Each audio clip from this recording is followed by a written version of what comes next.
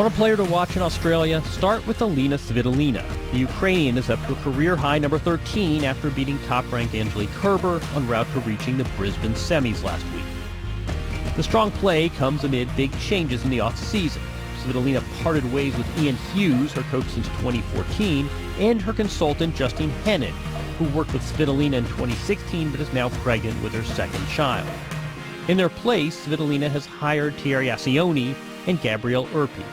Assioni has worked with players including Jo-Wilfried Tsonga, and Urpi's most recent protege was Flavia Pennetta, who won the 2015 U.S. Open in her last professional match.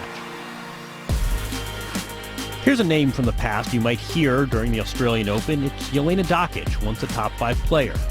After battling a thyroid problem since her retirement from the WTA, Dokic, now 33, has split time between Australia and her native Serbia. She's settled down in Melbourne, though, and she'll be present through the Australian Open, providing commentary on Tennis Australia's World Feed. As she told the Sunday Herald Sun this week, quote, "Obviously, since the career stopped, I've had quite a few years and been off the radar a little bit, which has actually been quite good. But I'm getting back in the swing of things and getting back into some stuff in tennis." Here's the good news for Milos Raonic. He enters the Australian Open as the 3rd seed in the men's draw. And remember, it was in Australia last year that he reached the semifinals and had Andy Murray on the ropes before being slowed by a groin injury.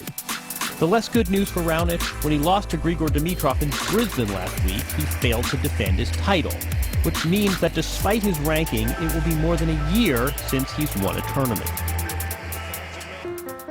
Spare a thought for Kevin Anderson. In the fall of 2015, the Florida-based South African beat Andy Murray at the U.S. Open and cracked the top 10. Since then, it's been a long stint on tennis's equivalent of the disabled list. Anderson won only 17 matches last year and saw his ranking drop outside the top 50. He's starting 2017 with a hip injury and is now out for the Australian Open. A college tennis note that shouldn't get lost in the Aussie Open preview. Lynn Loring, coach of Indiana's women's team for the last 40 years, announced his retirement last week. His 846 career wins are tops on the all-time college list. He also posted a 100% graduation rate among athletes who exhausted their eligibility at IU.